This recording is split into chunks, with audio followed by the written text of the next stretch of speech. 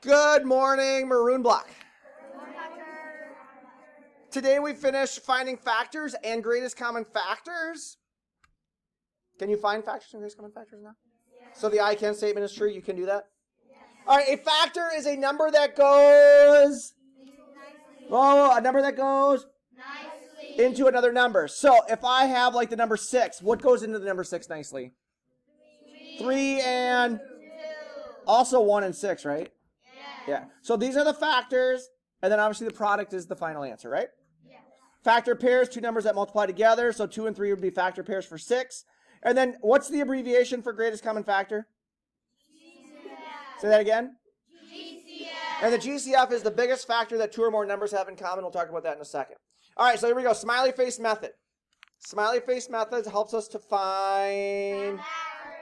So if I am going to find all the factors of 12, I first start by making a... T-chart. And what do I call the T-chart?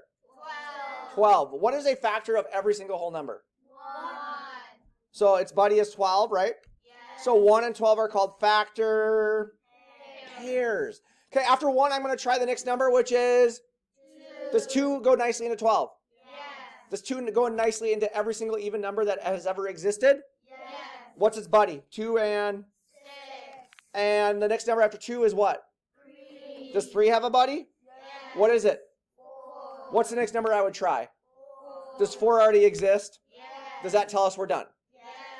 What is this called right here and this called right here? Dimple. And what is this called? Smiley. So if I ask you to list all the factors of a number, you will put a dimple at the smallest, a dimple at the biggest, right? Yes. And then if you follow the smiley face, you would list all of the factors by starting with 1, 2, 3, 4, 6, and 12. You write them down here, and now we have all the factors. Yes? The only other thing that we need to know then is to find, here's another example, you can look at that one yourself. Finding greatest common factors. To find the greatest common factor, you obviously have to have two numbers, right? Yeah. So our numbers are 24 and 36. We created our T-chart, 24 T-chart, 36 T-chart, right? Yeah. We found all the factors of 24, yes? Yeah. We found all the factors of 36, right? Yeah. And then we use circles and slashes. If I circle a number, it means that the 24 and 36 have that number in common, right? Yes. So they have 1 in common, they have 2 in common, they have 3 in common, they have 4 in common, they have 6 in common. Do they have 8 in common? No. So I circled all of the common factors, but 8 does not exist in both of those T-charts, does it? So I put a slash through it. I should be up here.